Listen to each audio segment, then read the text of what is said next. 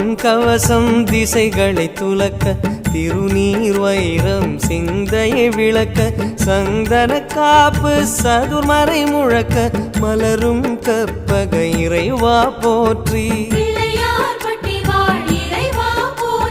கலியுகம் காக்கும் கணபதி நாதா வலம்புரி நாதா அபயம் அபயம் அபயம் அருளும் இறைவா போற்றி